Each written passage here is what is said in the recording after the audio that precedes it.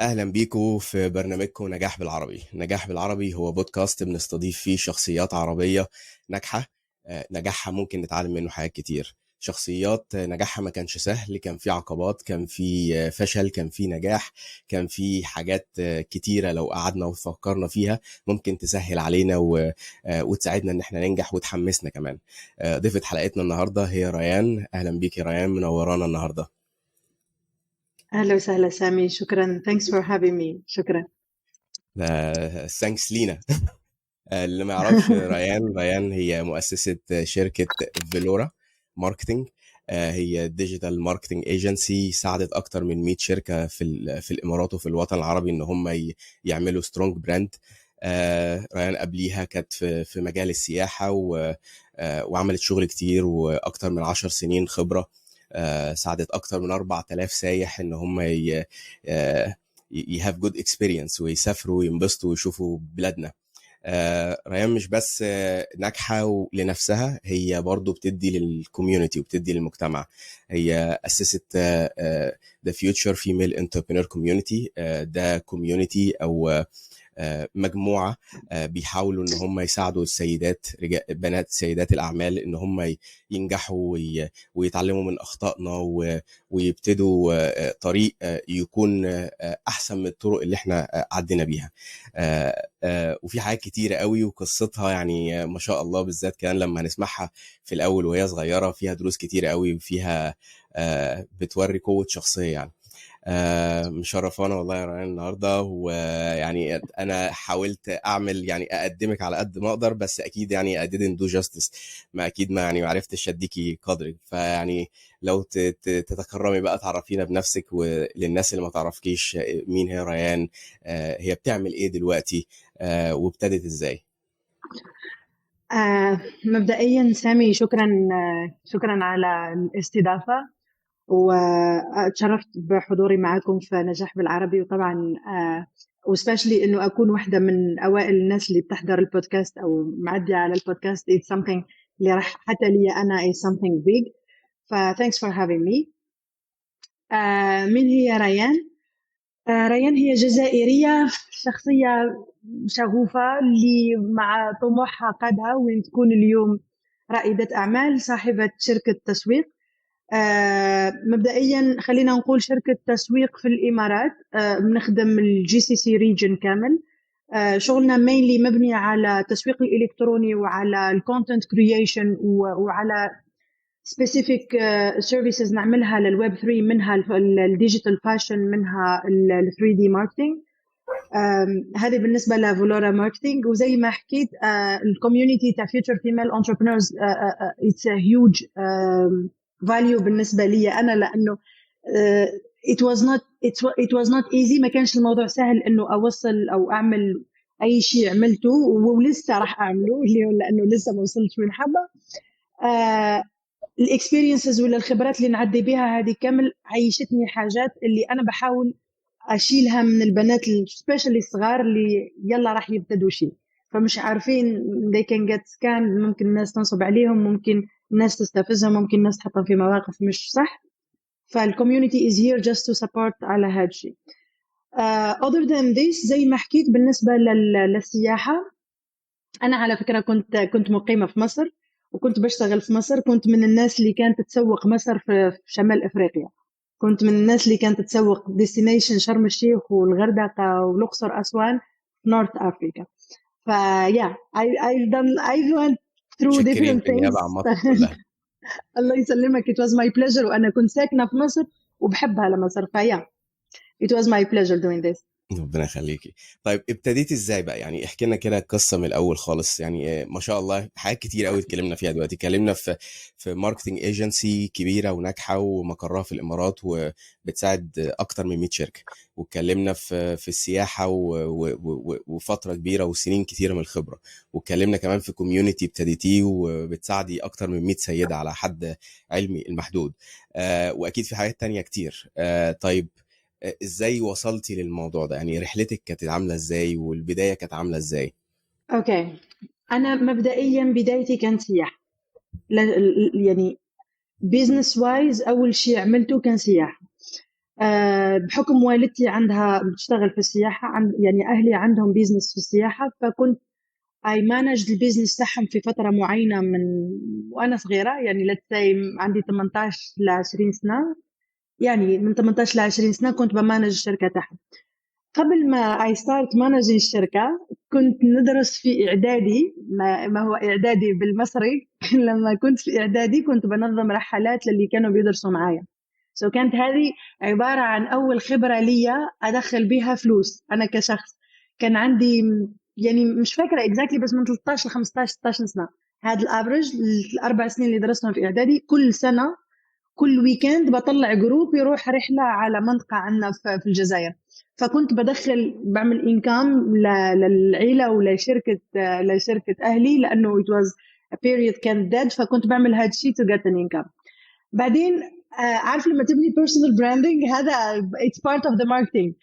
إنه أنا كنت في المدرسة الناس صاروا تعرفني إنه اللي حاب يسافر يروح عند ريان، إنه أنا لسه صغيرة بس اللي حاب يسافر يروح عند ريان. الكلام ده كله في فبعدين لما المدرسه؟ ابتديت أكبر صاروا الناس sorry. الكلام ده كله وانت لسه في المدرسه؟ أنا في إعدادي يعني secondary، مش حتى ثانوي ولا جامعة. بعدين كمل. لما طلعت على الثانوية وعلى على الجامعة صرت بشتغل على international destinations، يعني باخذ الناس على تونس، على مصر، ونفس الشيء كمان. يعني it was all about personal branding، يعني إن الناس تعرف إنه هذا الشخص هذه الحاجة، ف if they need something they will get back to you، يعني محتاجين شيء بيرجعوك لأنه هم عارفين إن أنت في هذا المجال. اشتغلت تونس، اشتغلت مصر، اشتغلت كذا destination. وبعدين بحكم حاجات كثيرة عشتها experiences عشتها وأنا صغيرة، فقررت أنه نطلع من الجزائر. ولما قررت أنه أطلع من الجزائر destination كانت مصر. لما نزلت مصر كان عندي option أنه أشتغل في شركة، القرار ده مش ولكن ما سهل يعني، أخذتش. عشان خليني اقاطعك بس، انا اسف كده. yeah. قرار ان الواحد يسيب بلده دي مش سهله يعني، اكيد بيبقى فيه موتيف. يعني انا برضو عديت بفتره شبه دي، كنت في مصر، وان انا اسافر واسيب مصر واسافر دبي، كده الموضوع بالنسبه لي قرار ما كانش سهل. بنسيب اهلنا وبنسيب صحابنا وبنسيب البيرسونال براند اللي انت عملتيه. ايه اللي خلاكي تاخدي القرار ده، وايه اللي شجعك تاخديه، او ايه اللي كنت يعني مخليكي يعني ايه اللي خلاكي تاخدي الخطوه دي؟ هقول لك على حاجة، مش عارفة إذا كان you can relate to this or not. بس أنا من وأنا صغيرة I have a specific vision في دماغي، يعني أنا شايفة شيء. هذا الشيء أنا لليوم لسه ما وصلتلوش، بس أنا مشيت له. يعني small things عملتهم، يعني أنا المكتب ولا السيت اب ولا التيم ولا whatever، أنا هذا كنت شايفاه من قبل. وأنا في الجزائر، غير إنه كان في أسباب قهرية تقولي اطلعي من الجزائر، يعني إنه خلاص اكستريم حاجات كبار.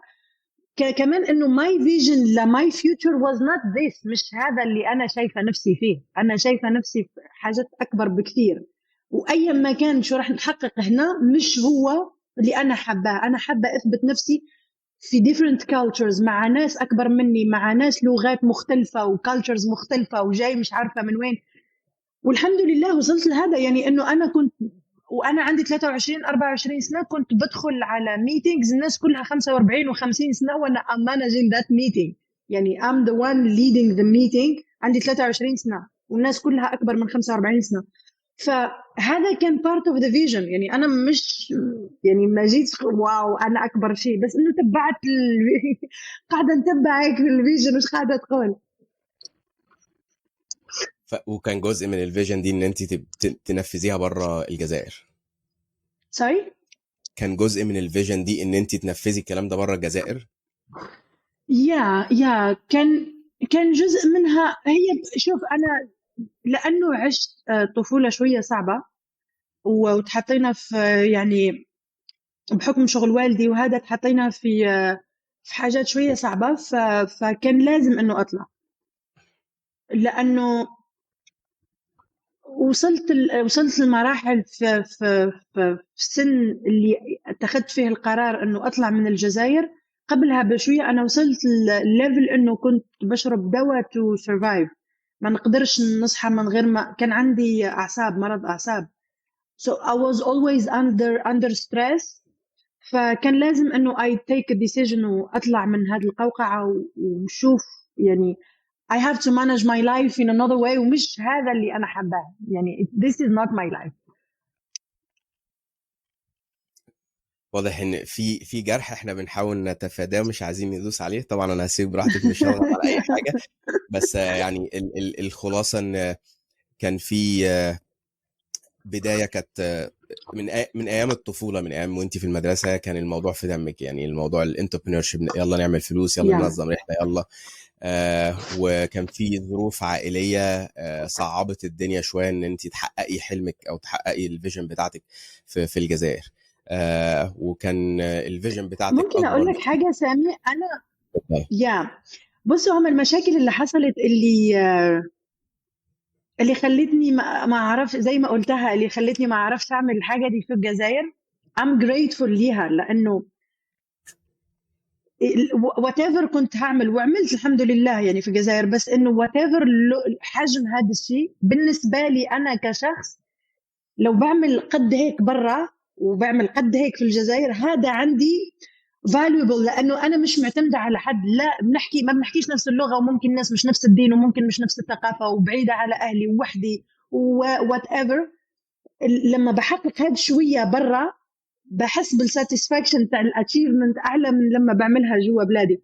وتدو جوا بلادي I do things جوا بلادي لأنه I have to support this. يعني هذا الشيء مفروغ منه، بس كساتسفاكشن جوا إنه أحقق شيء، تحقيقه برا عندي بيكون challenging أكبر من إنه جوا الجزائر. يعني if I want to do something، لو حابة أعمل شيء في الجزائر حيكون أسهل لي من إني أعمله برا. انا هلأ فاهم بعد قصدك. ما خلص إنه عديت النجاح بتاعك بره الجزائر نجاح completely based on you، استقلالي من غير اي مساعده، من غير اي yeah دعم من اي حد، فعشان كده حاسه ان yeah طعمه مختلف. طبعا. طيب كملي مش عايز اقاطعك. وصلنا لغايه قررتي تسيبي الجزائر. فقررت أسيب الجزائر ونزلت مصر.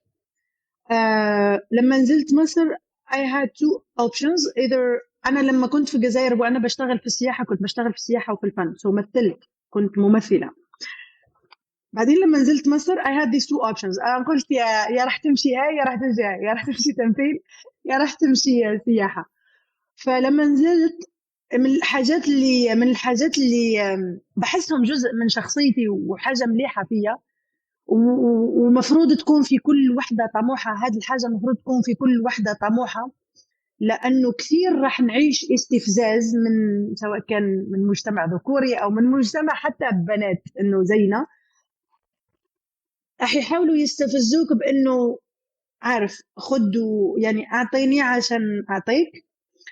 من الحاجات اللي خلتني طلعت من التراك تاع مجال الفن هو كان هذا، إنه لما نزلت على مصر حتى في الجزائر كان الموضوع يعني شوية رايح على هذه الناحية، إنه يعني لازم يلا give something to get something back، سواء كانت معارف سواء كانت حاجة ثانية. business wise كمان بتصير هذه، بس في business wise أنت you can في البيزنس ممكن شو تمبوز، ممكن إنه تجبر الناس على احترامك. يعني أنا لما أدخل المكان محترمة نفسي عند رافضة فارضة وجودي في المكان، الناس راح تحترمني غصبا عنهم. فهذاك إنه يحترموني غصبا عنهم في المجال الفن مش كثير موجود، مش زي في البيزنس. فالناس ممكن degrade you بمراحل شوية. فطلعت من المجال بسبب هذا الشيء. وبعدين ركزت على السياحة، وإجت الopportunity to start في السياحة هناك. ابتدينا يعني it was really something من عند ربي، إنه تقابلت مع الناس بالصدفة وحكينا. شهر 2 شهر 4 كنا already ابتدينا شغل. يعني it was really حاجة مكتبة من عند ربي. وابتدينا شغل 2 وإحنا بنشتغل like just normal شغل، يلا جيب groups. بعدين دخلنا kind of partnership، إنه لا إحنا كانت we're gonna سياحه من deal بره in a مصر different لمصر ولا كان سياحه لا كانت من برا مصر لمصر، وكمان من برا من الجزائر يعني اشتغلنا mainly مصر والإمارات وتركيا، بس كان المين ماركت مصر. فاشتغلنا فترة. وبعدين لما اجى كوفيد we had to stop الشغل. لما اجى كوفيد هنا اجت النقلة. انا كل ده كنت بشتغل بس سياحه فن لسه during كوفيد، يعني قبل كوفيد بشويه I launched عملت لونش لاول ماركت بليس كان في الجزائر للمراه الجزائريه. كان موقع فيه كل ما تحتاجه المراه الجزائريه، لبس، كوزماتكس، اي حاجه بتحتاجها بتشتريها من هناك. فلما دخلت للاي كوميرس ابتديت اشوف كيف الادز بتشتغل، كيف الشوبيفاي بيشتغل، كيف الناس بتيجي صح تشتري تعمل اوردر اونلاين، كيف كذا كيف كذا. ف يعني I got attracted شوية بالديتيلز اللي موجودين في الاونلاين بيزنس، في الاي كوميرس. بعدين لما اجى كوفيد خلص تقفلت البلد، وانا كنت في الجزائر. so during the lockdown انا كنت لوك داون تاع الصح، يعني كنت فاتحه اونلاين 24 ساعه تعليم. بدخل ويبينارز من يو اس اي، مش عارفه التوقيت تاعهم 4 الصبح عندنا في الجزائر، انا لسه صاحيه داخله الويبينار. فكنت بتعلم 24 ساعه. تعلمت على اشياء ما كنتش نعرفها من قبل، سواء كانت من NFTs لويب 3 لديجيتال ماركتينج، لكيف تعمل ويب سايت. ولانه كان عندنا فكره كان عندنا فكره ستارت اب انا وماي اكس فيونسي في هذيك الفتره، انه كنا رح نعمل ستارت اب. فكنت كثير انتو ووردبريس والحاجه، انه CSS واللانجويجز تاع الويب سايت. الواحد يعمل ويب سايت يا فدخلت وصرت انه يعني انا كوحده مش coming from nowhere، ما نعرفش ولا شيء، كنت بدور بس على مصطلح انه اعطيني كود كيف انزل التكست من فوق لتحت، فيعطيني كود على البيزكس. فبعدين لقيت روحي لا، انه داخله ديب ان الديفلوبمنت ديتيلز، انه شو هم اللانجويجز، وشو وين تستعمل CSS، وين الجافا، وين هذا وكيف.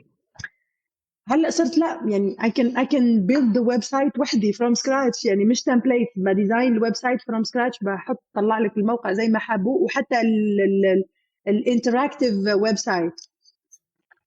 فبعدين لما ابتديت خلص ادخل في التفاصيل هذه، جيت طلعت لتركيا بعد كوفيد، بانه افتح الستارت اب اللي هي كانت بلاتفورم للهول سيلرز اللي بيشتغلوا لبس. لقيت انه الماركت مش ظابط ومش ماشيه، المنطقه ما مشاتش معايا، وي ديد نوت ما مشاتش. اشمعنى تركيا؟ احنا دلوقتي كنا في مصر. بعد مصر كوفيد روحت الجزائر، روحت قعدت الجزائر اتعلم. وقعدنا نتعلم هناك وبعد كده على تركيا عشان تعملي البيزنس بعدين بتاع الاي بعدين كوميرس. هطلع تركيا. الاي كوميرس، موقع الاي كوميرس كان عشان اللبس، وتركيا از ذا مين ماركت لللبس في الميدل ايست ريجن. ثانية واحدة بس للناس مشاهدينا اللي مش عارفة ايه كوميرس. هو ايه كوميرس يعني اللي هو الويب سايت اللي بتخش عليه بتقدر تشتري حاجة اونلاين، تقدر تدفع اونلاين وتعمل لك الشحن على مكانك زي امازون كده. اتفضل كمل. فكنت هعمل حاجة زي امازون بس لللبس بالجملة. anyways رحت هناك، لقيت الماركت مش راكب، يعني الناس they are super active، بينزل ستوك، خلص الكلاينت بيجي ياخد الستوك، ما عندوش وقت يحط اونلاين ويحط زي امازون they don't have time for this. فلقيت انه البيزنس ايديا نفسها خلص مش ماشيه، it's not a valid idea، فدان يعني خلي الستارت اب هذه على جنب بس. فقعدت وش راح نعمل last minute بتاخذ قرار دبي، انه خلص بطلع من تركيا بروح على دبي. عدي قد ايه في تركيا؟ 4 شهور مثلا، 3-4 شهور. انا دخلت يعني وصلت على طول على الشغل على تركيا.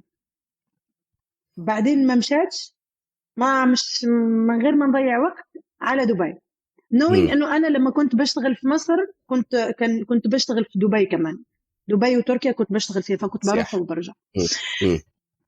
ف without zero plans باخد قرار انه بنزل على مصر على دبي. اخذت تذكرة طيران، فيزا، يلا جيت. اول ما جيت دبي اشتغلت في شركة. اشتغلت في شركة، ومع الشركة اللي بشتغل فيها فتحنا شركة سياحة. انا بشتغل لانه I cannot، وهذا نصيحة دايما بعطيها سواء للكوميونيتي ولا ماي فريندز اللي بيكونوا طالعين من بلد لبلد ثاني، بحكي لهم حاجة، وانا هذا تعلمتها درس. وانت طالع برا رايح تتغرب، don't get excited وتروح تاخد فلوسك كلها معاك ويلا بتوصل ومعاك فلوس وبتوصل هناك، لانه معاك اماونت معين، فبتروح واخد ليفل معين من الحياة على حسب الاماونت اللي معاك. وانت مش ضامن المستقبل شو راح يصير. فبتروح صارف صارف صارف صارف صارف يخلصوا الفلوس، وبعدين تنزل تحت، امم. ما بتلاقيش شغل، ما بتمشيش معاك وات ايفر، بتروح نازل تحت. فانا دايما بنصحها للناس اللي تكون طالعه برا، هو انه ما بتاخدش الاماونت كامل، خلي عندك حاجه باك اب، بس خد معاك شيء يكفيك يا دوب، ما تكونش very comfortable عشان تعرف تحط روحك تحت الضغط انه تتحرك. فهذا اللي عملته، وجيت هنا من غير راس مال كبير. فقلت اخذت شغل مؤقت، شغلي في مصر شغال، الدنيا في مصر ماشيه عادي، there is no problem انه انا ما خسرتش. شغلك في جيت مصر على يعني اللي هو انت لسه بتحاولي تنظمي جروبس انها تسافر لمصر سياحة من دبي او من المنطقة زي ما حكيت لنا، صح؟ ده يا الشغل يا بتاع مصر يا اللي كنت لسه خلص متابعه. كوفيد رجعنا نشتغل زي ما كان. يعني انت يا دلوقتي بقيتي في دبي، شغالة في شركة هناك علشان بس يعني حاجة تجيب المام، وفي نفس الوقت برضو شغالة مع الناس في دبي بتحاولي تنظمي سياحة، وابتديتي بقى يا مع نفسك برضو حاجة تالتة. يا اشتغلت، هقول لك، اشتغلت في شركة المحاماة دي، وفي نفس الوقت فتحنا شركة سياحة أنا وشريكي، وشركة مصر شغالة. فأنا الداتابيز اللي عندي في الجزائر اللي هم الشركات السياحة، لا بما أنه شغلي في سياحة B2B، شركات السياحة اللي في الجزائر بتنزل علينا جروبس بتشتغل على دبي وعلى مصر، بينزلوا جروبس على دبي وعلى مصر. at the meantime التيم شغال، وأنا am managing company ثانية. managing الكومباني الثانية هذا كان like for few months just to get myself في الماركت، انه انا مم. افهم. وبعدين اصلا I went to the law firm عشان افهم اللوز في البلد، يعني مش كان قانون. ممكن اشتغل اي حاجة تانية. كان مكتب المحاماة كان اكثر to understand القوانين اللي في البلد business wise بتمشي ازاي. وده اللي حصل، يعني اخذت انت يعني I really learned اخترتي حاجات مكتب كثيرة جدا منهم. اخترتي مكتب المحاماة اختيار يعني كنت مركزة فيه ومختاراه بعينه، ولا اللي يا هو يا يا اللي يا جه؟ لا لا لا لا لا، هو انا اخترته لانه I wanted to learn قوانين البلد. مم. اشتغلنا شوية على السياحة and then within like few months وقفت، خلاص طلعت من مكتب المحاماة وفتحت شركة الماركتينج. شركة الماركتينج كان اسمها انفلوستا. وشركة الماركتينج فتحتها ازاي؟ انا كنت بعمل content online، اوكي، يعني just like مش random، بس انه من مرة لمرة بنزل فيديو kind of advising البنات والكوميونتي انه how to do things، ولا ازاي تعملي دي، ولا ازاي تفتحي البيزنس ده، ولا ازاي تشتغلي اعلانات على البروجكت بتاعك. فجالي واحد اماراتي بيسأل انت عندك شركة ماركتينج؟ انا عندي براند وعايز تسويق. مم. ف I was like، قلت له عينيا الاثنين انا افتح لك فاكرة شركة في ثانية الفترة واحدة، دي كان لسه صح؟ ما كان لسه ما اه. جبتش عربية في المترو وزحمة مم. like the extreme case. فقلت له قلت له انا بعمل ماركتينج. قال لي طب ممكن نتقابل ونتكلم؟ قلت له قابلته. هقول لك على حاجه في النهايه مم. عشان تفهم الموضوع. قابلته، قعدنا ورقه وقلم، وابتدى يشرح لي البيزنس بتاعه ايه، انه هو براند لبس وهو عايز يبقى كده وعايز يعمل كده وعايز يعمل كده. قلت له اوكي خلاص، تمام اوكي خلاص، ده الباكيج، اوكي تاخد، يلا بينا. طلعت من عنده، رحت على طول طلعت رخصه شركة. تجاريه. مم. يا وعملت ريكوست عشان افتح البنك اكاونت ودين امين لايك قابلته النهارده بالليل، اليوم اللي بعده انا اوريدي رخصه موجوده. طلعت ابتديت اشتغل على درافت العقود، البروبوزل ازاي، كل حاجه جهزتها لوحدي. وبعدين بعدين بعت له العقد ومضينا وخلاص، سلمني البروجكت، بعت لي الانستغرام اكاونت، بعت لي الصور، بعت لي كل حاجه. في البداية كنت بشتغل لوحدي، فبفتح الفايلز كلها وبقعد اتفرج، طب اوكي ده محتاج استراتيجي للماركتينج. I'm more a business strategist person، يعني انا بس بدخل على البيزنس، واي ثينك ده بحكم الاكسبيرينس اللي عندي سيلز اند ماركتينج، فبفهم الجاب فين. فانا كنت بشوفها اكتر من البروسبكتيف ده، يعني باخدها اكتر من المنظور ده، كبزنس استراتيجيست، والبزنس ده محتاج ايه عشان ينجح، مش كديجيتال ماركتير. مم. ففتحت البيزنس وابتديت اشوف، وبعدين خلاص اوكي ظبطت له استراتيجي كامله، وهنعمل كذا ونعمل كذا. هو واو يا ذا بيست، اي ريلي لايك ذا استراتيجي، وده اللي كان في دماغي عايز اعمله بس مش عارفه احطه على بلان. قلت بس خلاص هو ده الشغل. انا هشتغل الشغلانه دي عشان ماشيه معايا. ثانية بس واحدة بس. وبعدين هو نفسه. دي يعني الحتة دي مش هنعديها كده بس. يعني انت على جنب كده كنت بتعملي شوية فيديوهات تنصحي الناس، حد شاف الفيديو قال لك ايه ده انت عندك شركة ماركتينج، تعالي نتقابل، انا عايزك تساعديني في اكيد. هل الفكرة كانت في دماغك مثلا بقالها فترة والراجل ده اكد لك ان في ديماند مثلا او في اقبال على الموضوع، ولا الموضوع جه زي اصل اكيد لو بكره جه حد قال لك انا عايز اخلع ضرسي مش هتقولي طب هات اخلعه لك يا واروح يا اطلع يا نقطه، صح؟ يا يا هقول لك على حاجه. انت مم. صح، انت سالت السؤال الصح. لما كنت في الجزائر during كوفيد، اخر فتره بعد ما خلاص تمكنت من اني اشتغل على المواقع والكلام ده، فكنت بكلم ماي اكس فيونسي بقول له انه بقول لك ايه، انا ما كنتش عارفه اصلا انه وي كان دو something، حاجه اسمها ديجيتال ماركتنج ايجنسي. اوكي. مم. فعشان في الجزائر ما فيش، في الجزائر مم. الديجيتال مش ادفانس زي في مصر او في الامارات، او لسه شويه. مم. فكنت بقول لك ايه، طب انا بعرف اعمل ويب سايت منيو، ما نروح على مطاعم هنا and we offer our service ان احنا نطلعهم لهم زي كيو ار كود، عشان انا كنت شفت موضوع الكيو ار كود قبل كوفيد في مصر. مم. فبقول له ما نعمل كده، ما نروح على المطاعم نشتغل لهم على السوشيال ميديا، ونشتغل لهم على المنيو، نحوله كيو ار كود ونعمل كده.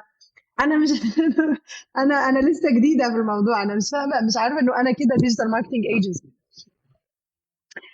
بس بعدين مع الوقت لا اكتشفت انه that's the thing. ولما كنت في دبي يعني بشوفها انا I'm doing it daily. يعني حتى بالنسبه لي انا، سواء للبيزنس بتاعي او انا بشتغل مع التيم الثاني في مصر، او مع تيم دبي، او مع في السياحه، احنا بنعمل ده.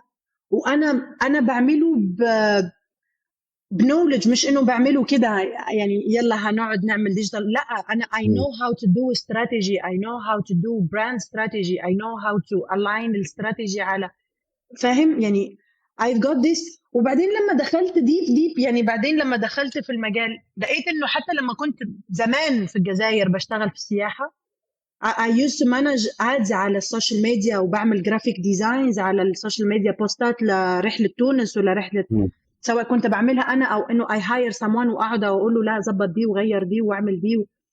فالبيسكس دول في ناس بتبقى يعني، حتى لو اي واحده دلوقتي عندها اي كوميرس بتعمل ده، هي عدت على الستبس دي، مم. بس انها تعملها كذا مره وبتنجح لشركات فيها في مختلفه. كذا مره وتمشي تظبط معاها في كذا مره، فخلاص هي دي يعني. الشركه. تمام. طب احنا دلوقتي بقى، يا انت كل ده عماله بتلمي حاجات جنب بعضها. يعني احنا ابتدينا في سياحه، وبعد كده جنبنا دلوقتي في مكتب قانون، مكتب محاماه شغالين فيه، وفي نفس الوقت دلوقتي حطينا شركه ديجيتال ماركتنج ايجنسي. يعني انت هنا وقفتي حاجه وابتديتي حاجه تانية، ولا كل ده لسه كله مكمل مع بعضه؟ لا، كله مكمل مع بعضه الا المحاماه. اول ما ابتديت الماركتينج انا وقفت المحاماه. امم. شركه الماركتينج لما ابتديتها كان اسمها انفلوستا. امم. اوكي. وابتديتها مع العميل ده، العميل الاماراتي.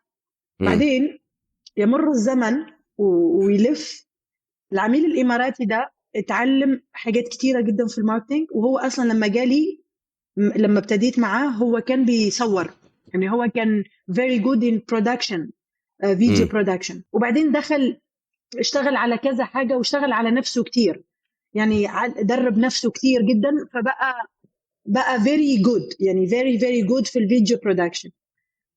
فيمر الزمن وغير المكتب واعمل ريبراندنج للشركه وتبقى اسمها فولورا. والعميل الاول ده شريكي في الشركه دلوقتي. والله العظيم. he is the production director. يا نهار اسود، سبحان الله. ده العرفان بالجميل. يا واي بليف انه انا وهو بنعمل اشياء، لانه قاعدين بنعمل اشياء اي بليف. شوف انا دايما بؤمن بهالشيء، انه ما فيش حاجه تيجي بالصدفه. يعني امم. الراجل انه جاء بعت لي المسج ما جاتش بالصدفه، امم. وجاء بعت لي مسج في فتره انا كنت بفكر في هذا الشيء، وفتره انا اوريدي مجهزه انه اي سويتش لهذا الشيء، ما جاتش بالصدفه. بس برضو خلينا نسترس على الحته بتاعت هنا الاكشن السريع. الواحد لما ياخد خطوه بسرعه وما ينامش وما يكسلش ويقعد يقول انا مش جاهز، دي مهمه قوي للنجاح. يعني دي حاجه انت قلتيها كده indirectly، بس انا قريتها في كتب كتيره قوي. حته حتى في كتاب يعني اسمه ذا انتربرينور رولر كوستر، اللي هو الرولر كوستر اللي بتاع اللي بتطلع وتنزل دي. كان بيتكلم ان في حاجه اسمها ذا باور اوف اور مومنتم، ان الواحد لازم ياخد اكشنز سريعه قوي قوي قوي قوي، لان ده اللي بيخليه ما يقفش. كل ما الواحد ياخد خطوات بطيئه او يقعد يفكر كتير، طب انا مش جاهز، طب انا مش عارف، تلاقي الواحد بيكسل، عرضه اكتر ان هو يغير الموضوع، يتشتت. فيعني انا واخد بالي في كل الكارير لغايه دلوقتي في خطوات سريعه، بتلاقي الفرصه بتاخدي اكشن، بتلاقي الفرصه بتاخدي اكشن. هقول لك على حاجه يا سامي، بص انا I'm an overthinker person، يعني انا بفكر كتير جدا، بس لما بتيجي في البيزنس it's exactly زي ما قلتها. وانا لاحظت ده بحكم انه في ناس بتبقى حواليا they think بس they don't take action، ف they end up depressed. الناس اللي بتفكر من غير action بينتهي بهم الموضوع مكتئبين، لأنه أنا بفكر في حاجة بس ما بحطهاش على أرض الواقع، وبفكر في حاجة تانية وما بحطهاش على أرض الواقع، فبنتهي مكتئب وبشوف نفسي loser، وبوصل لليفل إنه خلاص I don't have confidence في نفسي، ما عنديش ثقة في نفسي. أنا الحاجة اللي بؤمن بيها 100% it's not just taking action، إنه أنا بفكر، بكالكوليت الريسك، بشوف افريج الريسك وبدخل فيها whatever will happen will happen، بس ببقى عندي ثقة في نفسي انه whatever will happen انا I'll assume انا هتحمل مسؤولية الفاكت. يعني ما مش راح ابليم للزمن ولا الوقت ولا المكان ولا الساعة ولا اي حد. اوكي هقلب من انفلوستا لفولورا، هعمل كذا، هكبر التيم. طيب التيم محتاج سالاريز، والشركه محتاجه فاندز، والمكان محتاج فلوس، والدنيا محتاجه مانجمنت، وكل حاجه محتاجه حاجات كتيره قوي.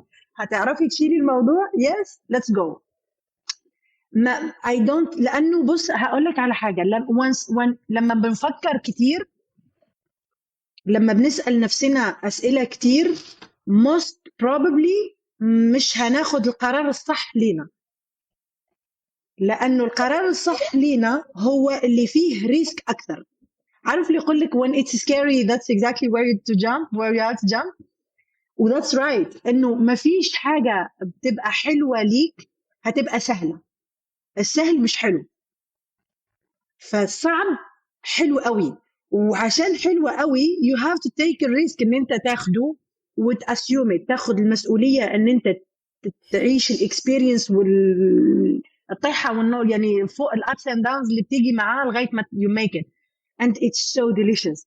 ما تقدرش تتخيل. يعني أنا sometimes ببقى قاعدة و I feel، وحتى بتكلم مع ماما بقول لها مثلا إنه I feel so proud، I feel so proud، I feel so proud مش عشان material things، I feel so proud عشان كل الضرب اللي أنا ضربته ولسه واقفة you know I feel so proud عشان ده، I feel so proud إنه جات لي 1000 فرصة to just okay let's just stop، بس لا I keep going and this is something يعني غير انه بتخليك فخور بنفسك، بتعطيك ثقة في نفسك جدا. يعني انا بمشي كده انا من النوع اللي بمشي برا كده، عارف اللي بمشي رافعة دماغي فوق، لانه I did it and انا I slept برا. انت متخيل في القاهرة في ليلة ولا ليلتين انا وشنطي برا في كافيه، قاعدة شغالين 24 ساعة، أنا قاعدة في كافيه and one night واقفة في طلعة حرب، مش عارفة ما عنديش مكان أروح ليه and I cannot spend money كثير، فأوقع في ليفل مش حابة أحط نفسي فيه. هذه في بدايتي في مصر the first month. انت لما في جيت الشارع دبي نفس الموضوع، في نفس طلعت الموضوع حرب في دبي وما اتخطفتيش؟ لا الحمد لله ستر ربنا. الحمد لله. انا فاهم قصدك قوي. الواحد لما بيطلع من من نقطة تحت قوي ويحقق كل النجاحات دي يا يا من غير كوسة، من غير واسطة، في مجتمع صعب او في مجتمع كومبيتيتيف زي دبي. في ليها طعم مختلف. في حتة كده اتكلمت فيها، انا عايزك تشرحي لنا اكتر وجهة نظرك فيها، حتة انا باخد المسؤوليه الكامله للعواقب. يعني عشان الحته دي مهمه قوي، انا اتكلمت فيها كتير في حلقات عندي على القناه. حته ان في ساعات كتير قوي، اكيد انت شفتي الموضوع ده وانت برضه عندك موظفين في الشركه، اكيد شفتي المايند سيت دي، العقليه بتاعت ليه ما عرفتش تحقق النتيجه؟ اصل الظروف، اصل ما اعرفش مين عمل ايه، اصل كنت عيان، اصل كانت الدنيا صعبه، اصل كنت متضايق. حته الاعذار. اكيد انت يعني موضوع، انا شايف انت ما شاء الله يعني بتاخدي ريسك كتير، بتاخدي عندكيش، ما بتخافيش من المخاطر، وما فيش مخاطر بتيجي من غير سهله. يعني اكيد في مخاطر من اللي انت خدتيها برضو فشلت. طبعا. فازاي بتقدري يعني تكملي وما تخليش الموضوع ده يوقفك، وازاي بتتعلمي منه في حته ان انت تاخدي مسؤوليه من كل حاجه وتلومي نفسك على اللي حصل مش على اللي حواليكي؟ وده اللي طبعا نتيجته باينه قدامنا، حته الثقه في نفسك، لان انت يعني ما بتلوميش حد يعني على الفشل، في التبعيه النجاح بتاعك كله، لان يعني خدتي المسؤوليه في الحالتين. يا بص هقول لك على حاجة. في فيديو ممكن تكون شفته على السوشيال ميديا بتاع راجل بيطلع سلم and then he jump، بينزل تحت وبيرجع يطلع اه تاني ويطلع وينزل. It's exactly this. It's exactly this. وأي واحد في البيزنس أو حتى في حياة شخصية ككاركتر، كشخصية بتشتغل على نفسك، أو هو ده، إنه أنت تبقى فاهم إن أنت هتضرب واحدة فوق وبعدين يعني أنا I know إنه في يوم من الأيام I don't know when، مش عارفة إمتى، بس هيبقى في داون تاني. يعني مش هتبقى الدنيا بينك طالعة كلها فوق، هيبقى في داون وعادي. I'm ready for that down. الحاجة فين؟ إنه السببية زي ما قلت. لما انا، وخلي بالك دي انا اتكلمت عليها حتى في الكونتنت عندي، سواء كانت علاقه يعني جوز ومراته، انا وصاحبتي، انا وواحد بيشتغل معايا، انا وكلاينت. لو كل واحد فينا بيتحمل مسؤوليه حاجته، ولا واحد فينا هيبقى عنده مشكله في حاجه. يعني لو مثلا كابل، يعني انا كنت بقول ده ماي اكس فيانسي، انه whatever happened اوكي، خيانه او كذبه او whatever happened، لو انت تيجي متحمل مسؤوليه فعلك وتيجي تقول انا عملت كذا وانا غلطت، اوكي I want to be with you، انا غلطت، فدن I'll take the responsibility وخلص ما راحش ارجع اعملها، وانا عارفه انه انت صح شخص you don't blame الفاكتس بس بتتحمل مسؤوليه حاجتك، خلاص انا عادي بعدي المشكله ذاك، لانه عارفه انه انت راح تتحمل المسؤوليه وخلاص اللي صار صار. بس لانه انا عارفه انه انت ما راحش تتحمل المسؤوليه ويو keep blaming اي حاجه ثانيه غير نفسك، واصلا مش مطلوب منك انه يبليم نفسك، مطلوب منك بس انه تتحمل المسؤوليه. في البيزنس نفس الشيء. في البيزنس انه انا لما ادخل على فولورا، لو انا اليوم عندي تارجت اني اقفل مش عارفه كام عميل واوصل او ادخل انكم اكس وما ادخلش الانكم الاكس، ما راحش اقول فلان وفلان وفلان، لانه انا مسؤوله معاهم. اوكي فاضل 15 يوم على الشهر انه ينتهي واحنا عندنا تارجت انه نقفل كذا عميل ونساتيسفايد كذا عميل، فانا لازم اشتغل 24 ساعه معاهم لغايه ما احقق هذا الشيء. ما جيش انا تشيلد يلا يا جماعه اعملوا، يلا يا جماعه اعملوا. وباي ذا واي انا شفت ناس I have people، بعرف ناس الفلوس عندهم فلوس فاتحين بيزنسز بفلوس وماشيين بهذه الطريقه and they keep like انت ما قفلتش التارجت، انت ما عملتش كذا، وبيروحوا يناموا and at the end of the day البيزنس في النازل. لانه as long as لسه بتبتدي you have to حتى ومش انت بتبتدي، قلت لك كلش مش وانت بتبتدي، it's a process you have to keep investing، ولازم تقعد متحمل مسؤولية الفاكت والحاجات اللي قاعدة تصير. ما تجيش يعني مثلا yesterday we fired someone unfortunately but we fired someone. ليش؟ لأنه الشخصية مش ماشية مع الشركة. احنا كلنا سبيد ويلا وسيت ذا بلان، اليوم بكرة بنعمل شيء، يلا بكرة بنعمل شيء. هي مش ماشية معنا while she's a graphic designer while she's doing the work. مثلا تقول لك ما عنديش هذه، ما عرفتش ندير هذه.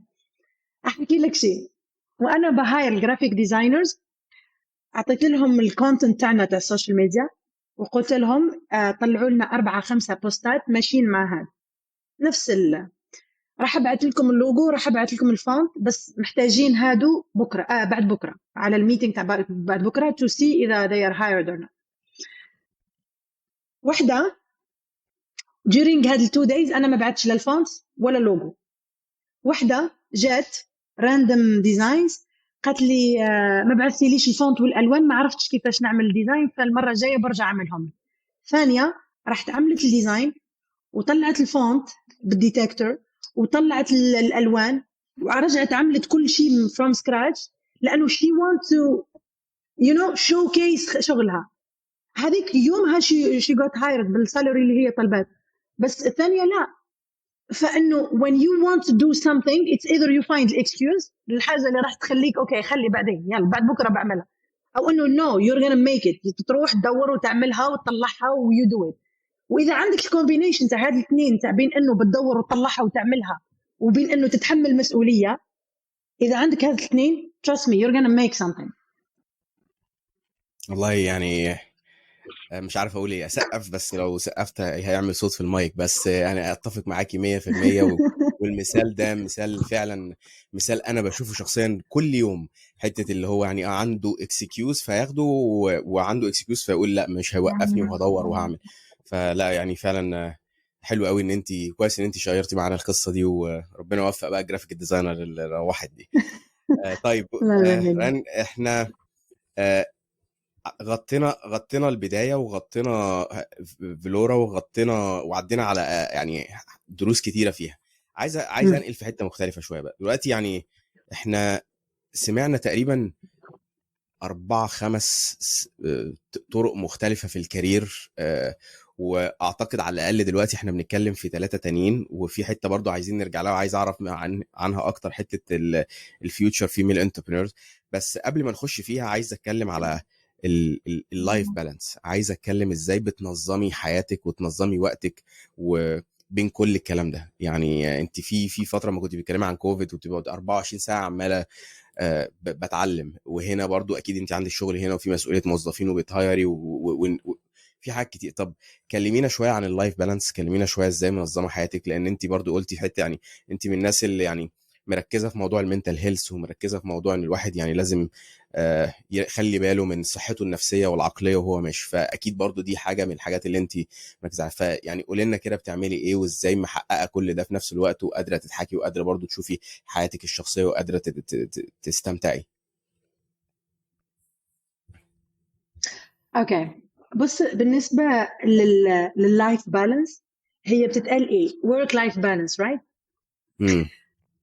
هي بتتحدد mainly على priorities. اوكي انا بالنسبه لي دلوقتي I'm still single، مش متزوجه، ما عنديش اولاد.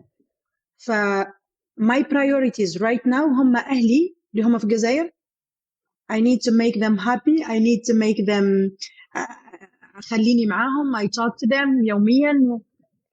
وبيجي وقت انه ما لاقيش الوقت تحكي معهم. يعني في فتره معينه كانت my mom used to call me بعد 4-5 ايام like خلاص شو وين I don't know اذا كنتي حيه ولا ميته، بس انه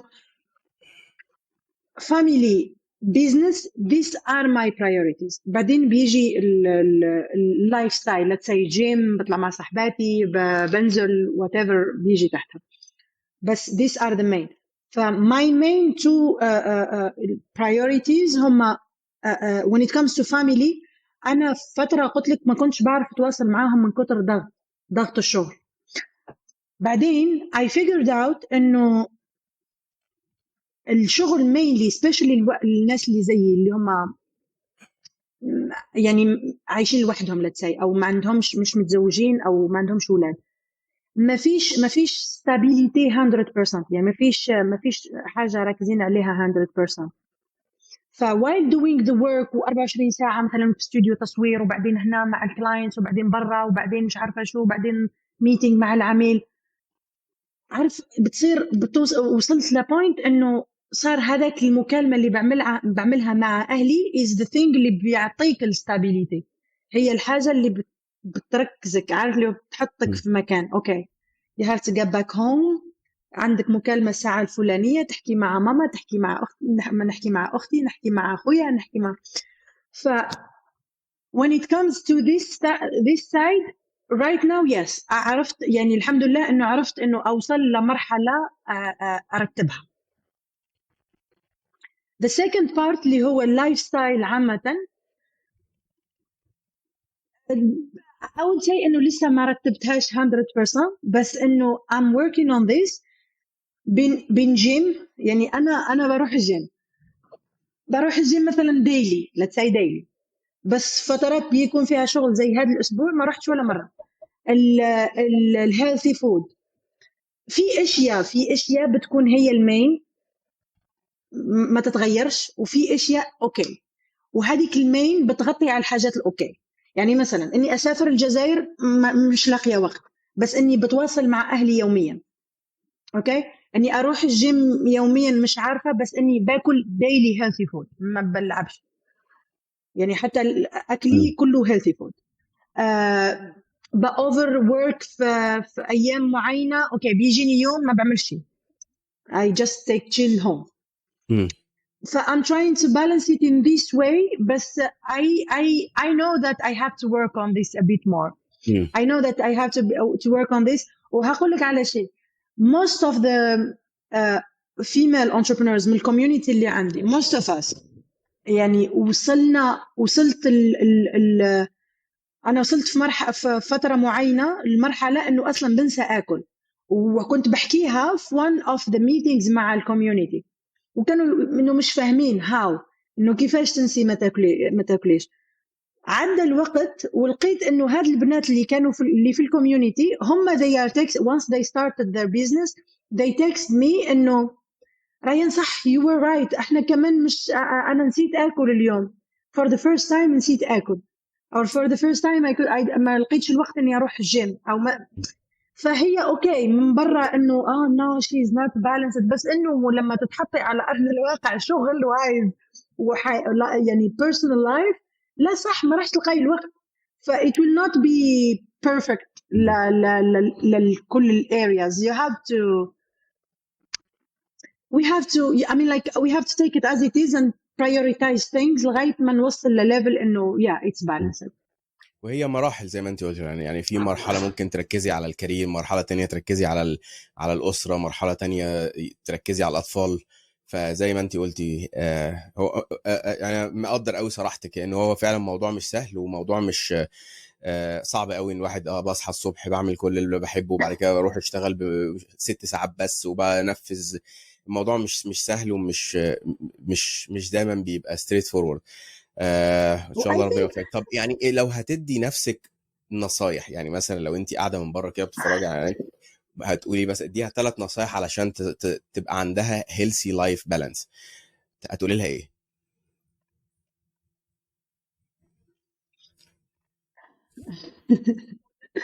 اوكي 3 نصايح. النصيحة الأولى راح تكون خلي بالك على نفسك. ازاي؟ انه take care of yourself، انه really take care of yourself. لانه I'll tell you حاجة، انا هاد النصيحة كان يقولها لي والدي الله يرحمه، and since that time ما كانش like I really consider this مع نفسي انه اوكي ريان we have to take care of ourselves. خلص ريان لازم ناخد بالنا على نفسنا، ريان لازم ناخد بالنا على نفسنا هيك. ف when it comes to سواء كانوا الناس اللي حواليك من negative energy، سواء كانت من انه you don't put yourself under pressure لمرحلة انه خلاص راح تنفجري، لانه تتقبلي حاجات مش مفروض انه تتقبليها. يعني انا والدي I think حتى شوف انا شخصيتي شوية من والدتي وشوية من البوست اللي عمله لي والدي، يعني من البوش اللي عاطيه لي والدي وثقته فيا. والدي كان دايما يقول لي هذا الشيء، كان يقول لي نقول له مثلا انه اوكي رايحه اروح لمصر، يقول لي اوكي روحي، نعرف بنتي انه عارف انه عندنا بالجزائر يقول لك فحله، انه راجل عارف انه شاطره. فكبرت على هذا الشيء، كبرت بهذا المايند سيت، كبرت بهذه الحاجه منه انا صغيره. فهلا انه يجي مثلا sometimes تلقى روح شخص داخل حياتك خرب لك حاجة طالع، كيس حطيتي فيها خربت لك حاجة وراحت. اوكي just protect yourself from all this، لأنه في النهاية سواء ثقة والدك فيك أو ثقتك أنت في نفسك أو الانفستمنت اللي عملته في نفسك أو الوقت اللي أنت فيه ما يسمحش لهذه الديستراكشنز كلها، إنه واحد يجي يبوظ حاجة ويروح، ولا واحد no you got my point. إنه لا تمام. it's my time, it's my life, it's me, it's expensive for me. I have to take care of all the details اللي هنا. فأنت if you are in my small circle means إنه أنت شيء كبير عندي. يعني ببعد الحاجات اللي ما تنفعش كلها برا. if I give myself an advice it will be to focus on this and to take care of myself. These are the main two. The third one, keep learning. أنا هذه it's I think I'm gonna get some quotes على اسمي على هاي to keep learning. بظل أقولها لكل الناس. ما تقدرش تتخيل النولج شو تعمل في الشخصية وشو تعمل في الكارير وشو تعمل في كل شيء.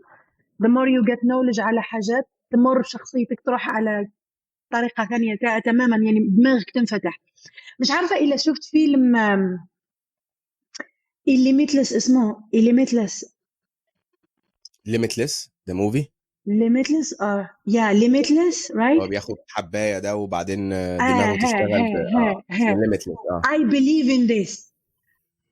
believe in this. أنا بأؤمن جدا بهذا الشيء. اشتريك الحباية هي مش حباية، هي knowledge. حط كتب وانترنت وأقرأ.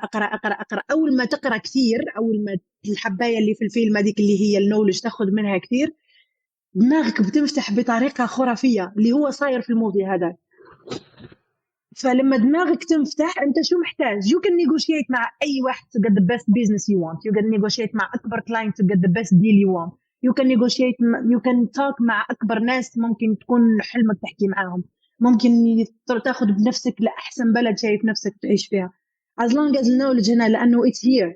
Whatever أنت من برا everything is here.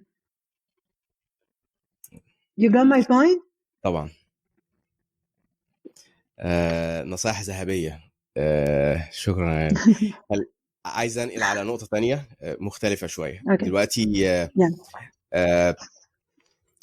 احنا يعني سنين كتيرة جمعتي فيها خبرات كتيرة، حققت فيها نجاحات كتيرة، وابتديتي حتى كمان يعني انت قلتيها كده كاجوالي ان انت في فترة ابتديتي تعملي فيديوهات وتحاولي تدي نصايح للناس، وده اللي خلاكي تتعرفي بشريكك دلوقتي في موضوع الايجنت. ايه اللي خلاكي تحسي ان انت محتاجه تبتدي the future female entrepreneur community؟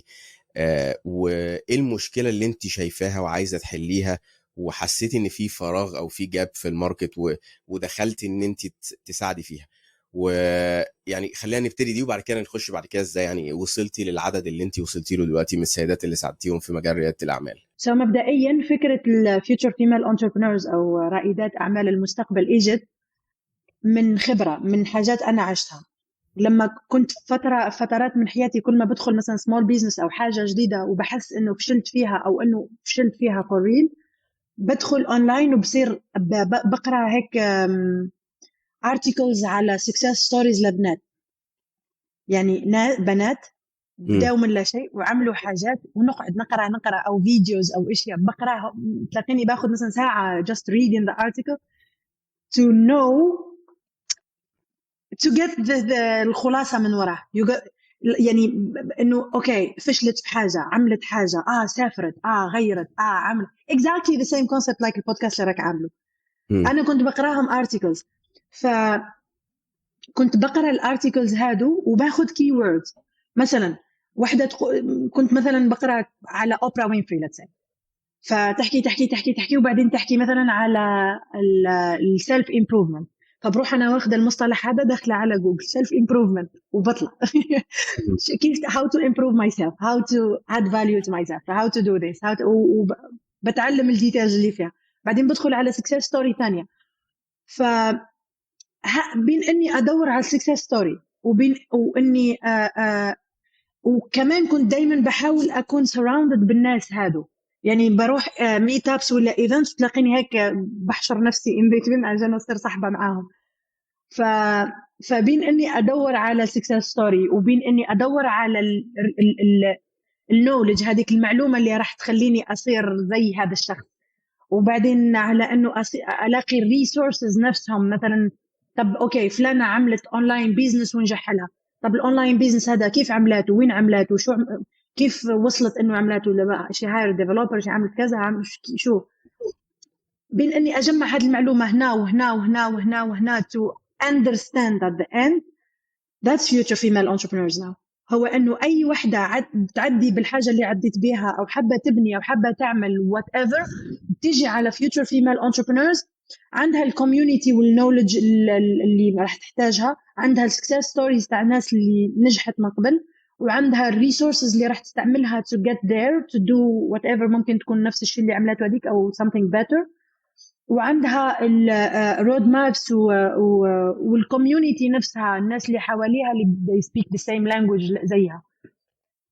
فfuture female entrepreneurs was الايديا was really a need لي انا لما كنت في بداياتي، ولا حتى during COVID وانا حابس موقفه، او في اي فتره كنت راح نعمل شيء جديد كنت بعدي بهذه الستبس، انه بدور على اشياء انه ناس عملت اللي انا راح اعملوه كيف عملوه عشان افهم وشو الحاجات اللي تعلموها من الاكسبيرينس اللي دخلوها.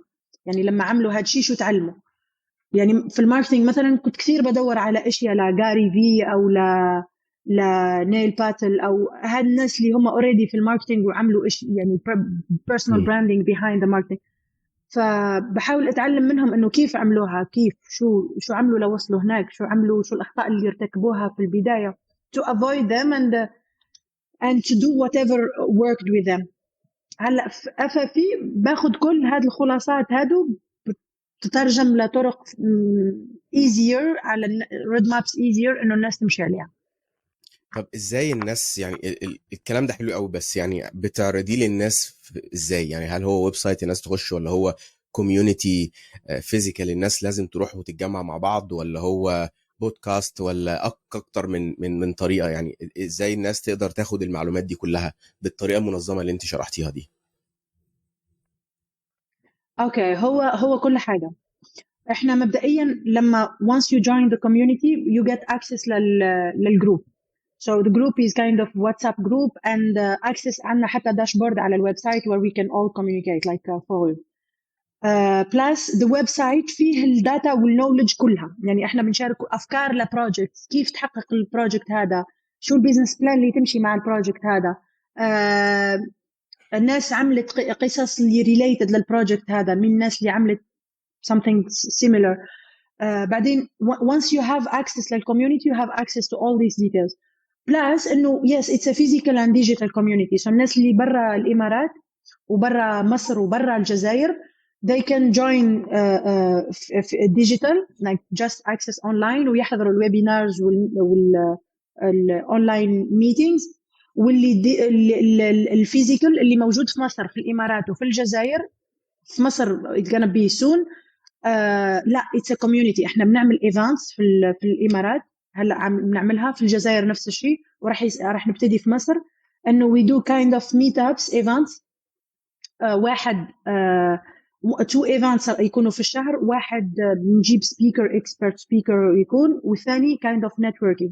بنتقابل بنقعد نحكي like we brainstorm الافكار اللي عندهم واللي حاب يعمل project واللي غير انه during the week بيكون I mean every week يكون في 2 sessions online like كل الكوميونتي wherever they are بيدخلوا، بيكونوا kind of courses online courses بيدخلوا كلهم على Zoom and we talk business about marketing about sales about everything. وفي منهم حتى sessions بيكونوا على ال personal development على التطوير الذاتي نفسه. يعني كل حاجة. والناس اللي بتسمعنا من مصر يعني تقدر تشارك ازاي او تستفيد من البرنامج ده ازاي؟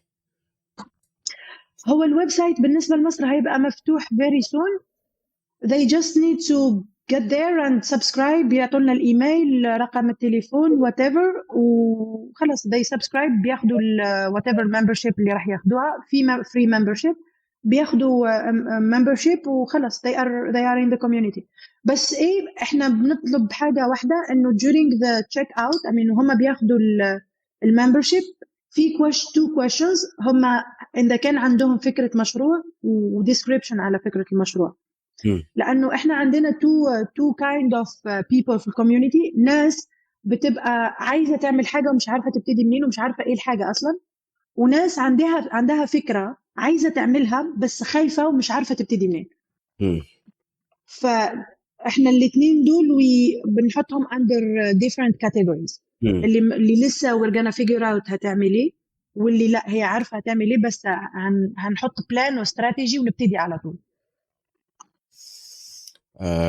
ربنا يا رب يوفقك، وإن شاء الله بإذن الله تقدروا تفيدوا أكتر عدد من سيدات الأعمال في الوطن العربي كله إن شاء الله. ويعني نتمنى برضه يبقى عندكم زي مقر فيزيكال أو فاسيليتي في مصر، بحيث برضه الناس اللي في مصر في القاهرة في اسكندرية في كل المحافظات ممكن تبتدي وتتجمع ويستفادوا من بعض إن شاء الله بإذن الله. ربنا يوفقك إن شاء الله. الله يسلمك. طيب ننقل على نقطة ثانية يا ريان، ننقل على الحياة الاجتماعية، الحياة الأسرية، الحياة العاطفية وريادة الأعمال. ريادة الأعمال مجال demanding شوية، غير الواحد يبقى عنده أي وظيفة كموظف من 9 ل6 بيخلص ويمشي والموضوع مش مشكلتي. بس في ريادة الأعمال الموضوع مش كده، هو البيزنس كله مسؤوليتك، فلو حد مش شغال مسؤوليتك، الأهداف اللي عندك كلها مسؤوليتك، وده بيخلي عواقبه إن الواحد ساعات بيبقى يعني تقريبا شغال 24 ساعة في فترات معينة، وفي أوقات مبيبقاش فيه ويك إند ولا في حاجة فإزاي بالنسبة للسيدات الأعمال اللي لسه بيبتدوا، إزاي من وجهة نظرك ينظموا بين الأسرة والحياة العاطفية ومجال ريادة الأعمال، وإزاي يعرفوا إن مجال ريادة الأعمال ليهم ولا مش ليهم؟ لأن في ممكن حد يكون ناجح في ريادة الأعمال، بس في حد تاني ممكن يكون ناجح أكتر كموظف ويعمل فلوس أكتر ويبقى عنده stability أكتر. فإزاي كلمينا شوية كده وجهة نظرك في الموضوع ده، وإزاي الواحدة ممكن تحقق البالانس بين الاتنين؟ اوكي، بص، هو مبدئيا لازم نتفق انه زي ما قلت انه في تو مايند سيت، في مايند سيت الانتربرنور وفي مايند سيت الامبلوي، اللي هو مستحيل يبقى انتربرنور ولا يعرف، وفي اللي هو شخصيه رائده ما بيعرفش يبقى موظف في شركه، ما بيعرف cannot survive، ما بيعرفش ينتج في الشركه كموظف الا لو تعطيه مثلا وظيفه ليدر، انه he's a decision maker وهي ينطلق مع نفسه as if it's his business، فساعتها هيبهرك. بس let's start from there. بالنسبة اجتماعيا وعلاقات، بص أنا دايما بقول الموضوع ده أحسن combination للبنت ولا الست اللي في business هي الكومبينيشن مع راجل يبقى stronger وأنجح. ليه؟ لو أنا مع واحد مش أنجح ومش أقوى مني، mainly الشخصية الناجحة بتتحمل مسؤولية. اوكي، الشخصيه اللي وصلت وعملت ونجحت مينز انه تعدت بحاجات كثيره ولانها بتتحمل مسؤوليه فوصلت هنا. الشخصيه اللي ما بتتحملش مسؤوليه صعب جدا انها توصل هنا. يعني اذا واحد ما بيتحملش مسؤوليه صعب جدا انه يوصل، لانه he's gonna just keep زي ما حكينا he's gonna keep blaming things لغايه ما خلص انه ما. واحنا بنحكي في رياده الاعمال مش في الوظيفه. فالشخصية اللي تكون مسؤولة واللي تكون بتتحمل مسؤولية وتيك قرارات وحاسمة في حياتها لازم تكون مع واحد زيها وأكثر. لو أنا بتخذ قرارات وأنا مسؤولة وأنا بتحمل مسؤولية كل شيء، مين وايل الشخص اللي معايا مش مسؤول، ما راح تمشي. احتمال انها تمشي 0%، ما راح تمشي. وحتى بارتنرشيب، حتى في شراكة بيزنس، لو انا بتحمل يعني لتسي مثلا مع شريكي هنا ولا في whatever مصر، ولا لو انا بتحمل مسؤولية وهو ما يتحملش مسؤولية ما راح تمشي. لو انا كأنثى بتحمل مسؤولية اكثر من الذكر اللي معايا في البيزنس او في العلاقة ما راح تمشي. فأحسن كومبينيشن أحسن كومبينيشن في العلاقات للوحدة رائدة أعمال هي أنه تكون مع واحد أقوى منها وأنجح منها. وعلى فكرة إحنا ممكن وصلنا شوية لمرحلة الفيمينيزم الأوفر، أنه الناس صارت كثير تدور على انه لا وايكوال واحنا وانا مش محتاجه راجل. لا، كل وحده فينا بتحتاج راجل، وبتحتاجه in a way، مش انه انا محتاجاه as a need انه يجي يصرف عليا. لا، انا محتاجه راجل لانه احنا ربي خلقنا to survive، انه نعيش مع بعض. احنا نعيش مع بعض، انه مع بعض ما ينفعش الواحد يجي يحب يعيش out of a community، انه انا نروح نعيش في الغابه وحدي. we are born to live as a community وكلنا مع بعض. ما ينفعش الواحد يجي يحب يطلع يحب يعيش وحده في غابة. sorry. if we're gonna talk على اجتماعيا، yes, we're gonna consider this as my answer، لأنه I've been there. أنا عشت هذا الاكسبيرينس وبحكيها باكسبيرينس. حتى لما حاولت انه اوكي لا عادي let's just do it وخلص، وهو واعطيه وinvest in him، نطلع مع بعض. لا، the person will drop you down. معاه ما راحش تقدر يطلعيه معاك الفوق، especially لأنه he is the man, he is the one who should be giving, not you. النقطة دي من المواضيع الكونتروفيرشال قوي، من الحاجات اللي ناس كتيرة ليها آراء مختلفة فيها. ايه رأيك، بما ان احنا اتكلمنا على حتة الموضوع الفيمينيزم شوية، واتكلمنا يعني الموضوع خد اتجاه مختلف شوية، يعني في جزء كبير زي ما في ستات عندها طموحات كبيرة زي في مجالات مختلفة، في برضو ستات طموحاتها انها يكون بس عندها بيت ويكون عندها راجل بتحبه حاسة بأمان وعندها أولاد وبس، ونجاحها تكون شايفاه في مساعدتها لراجلها. في أصوات كتيرة بالذات في الغرب عمالة دلوقتي بتشيم أو بتحاول تقلل من الست دي او البروفايل ده، اللي هو يعني انت ازاي مالكيش طموحات، ازاي عايزه مش عارف ايه، ازاي معتمد على الراجل. عايز اعرف رايك في الموضوع ده، يعني ازاي، لان انا شايف من وجهه نظري الشخصيه الموضوع ده صح وده صح.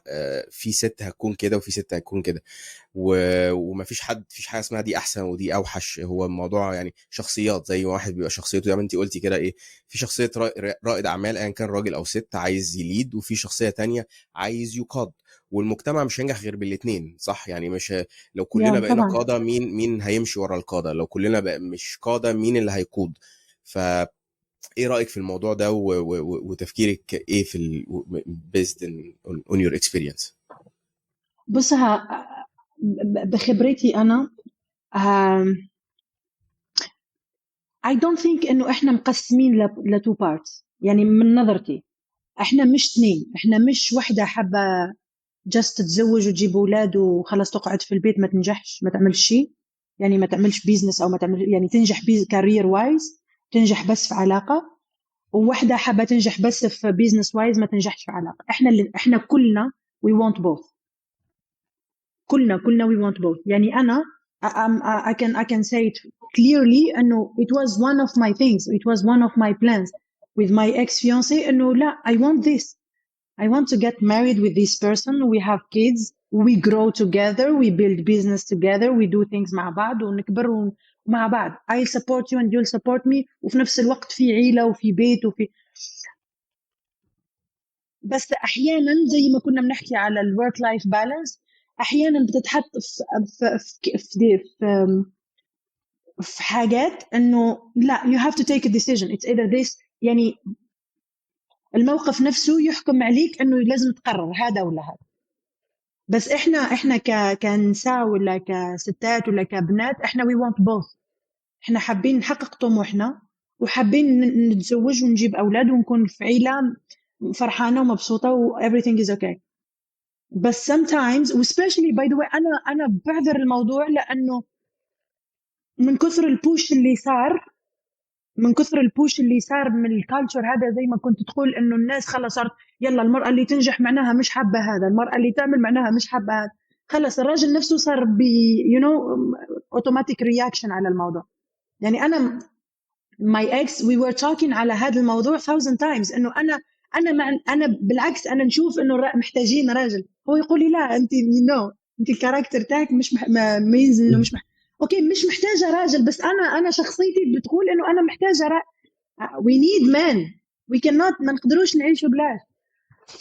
فهو ترسمت إنه طالما أنت شخصية كذا means إنه أنت مش محتاجة. لا، وانا مم. اوكي لما نقول محتاجه مش معناها محتاجه في حاجات معينه، ممكن تكون حاجات تانية، ممكن مم. تكون ممكن تكون سبورت سيستم، ممكن تكون طبطبه، ممكن تكون the conversation هذيك انه ندي ونجيب واحكي لك وتحكي مم.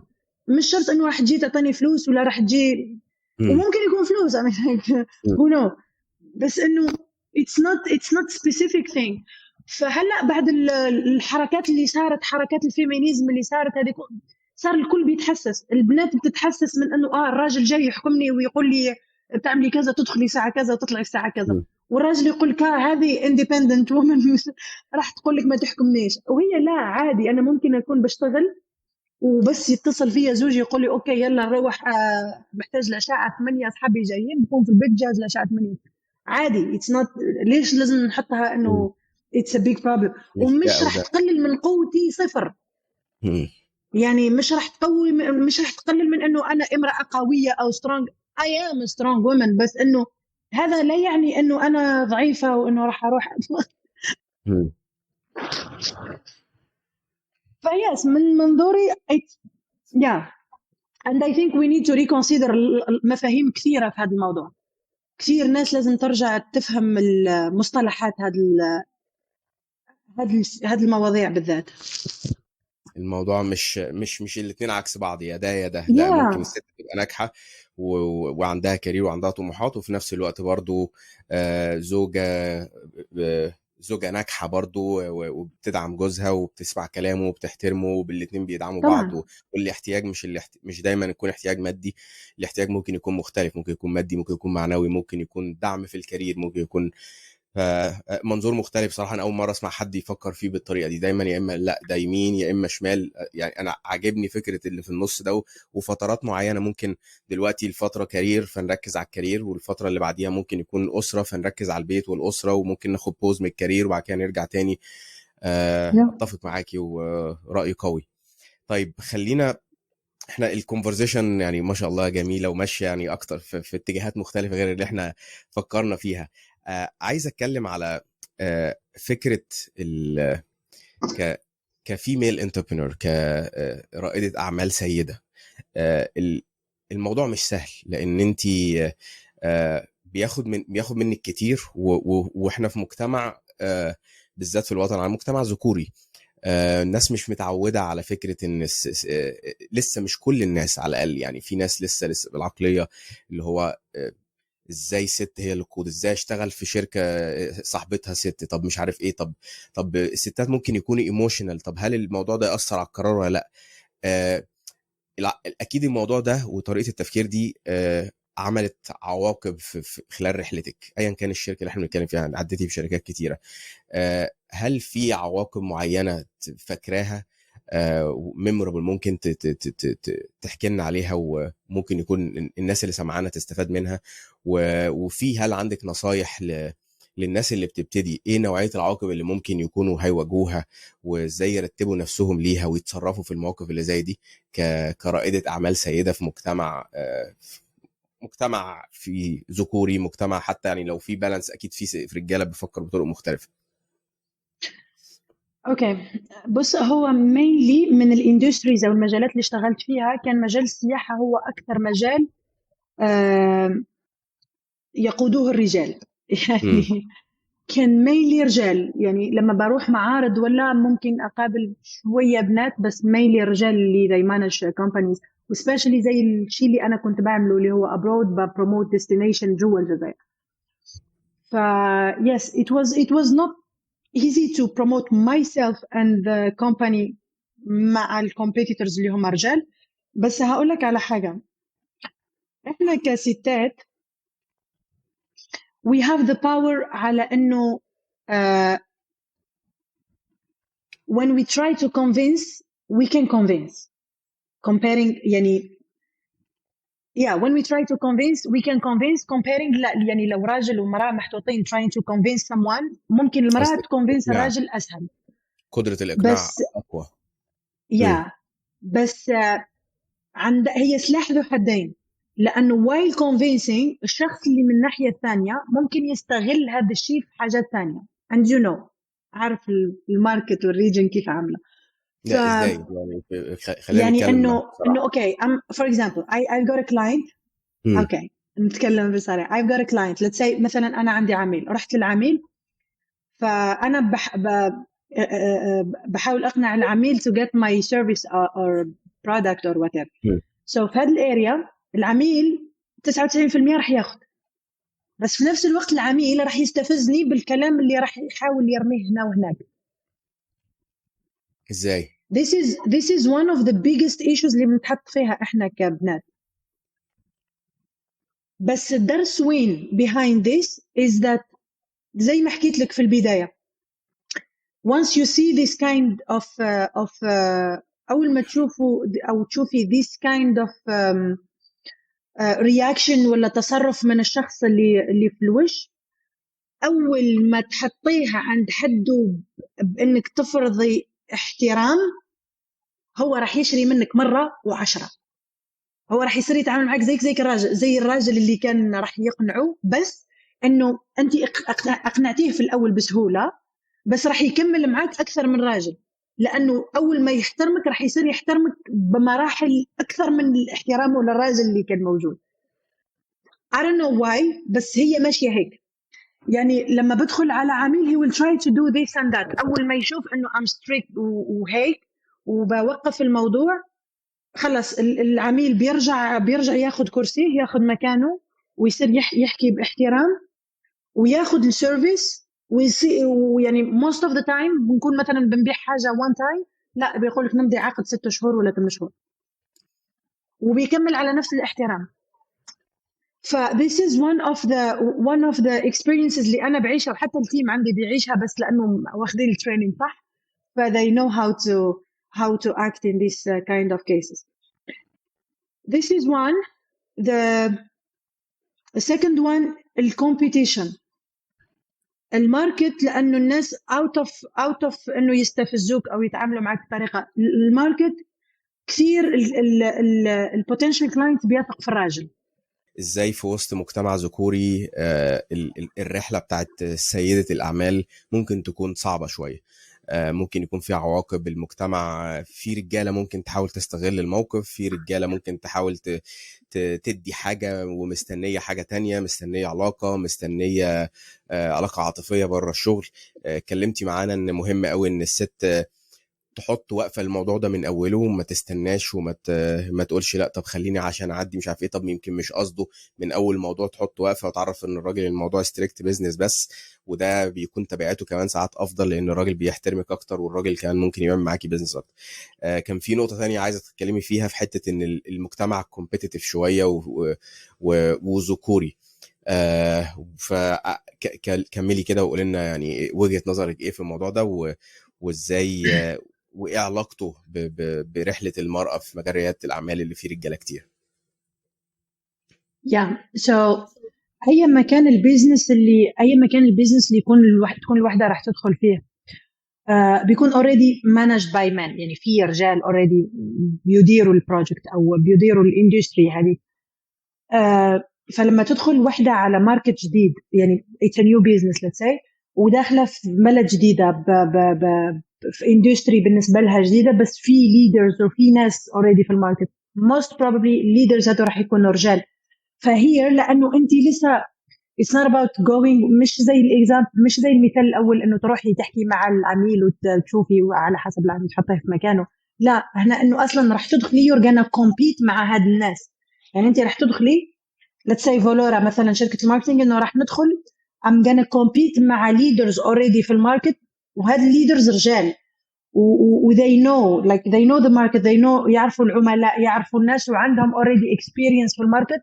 وأنا لما أدخل I'll be the girl ولا المرأة اللي وراء الشركة، والشركة الثانية رجال وراها.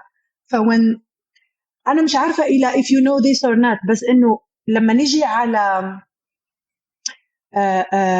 الفيميل who raised funds من عند VCs أرقام، إحنا أقل من 20%. شركات تستثمر استثمارات من عند شركات أقل من 20% من 100%. إحنا بنحكي billions like billions تستثمر من عند شركات، من عند venture capitalists على ستارت ابس ولا حاجة تانية. احنا اقل من 20% ستارت ابس founded by female.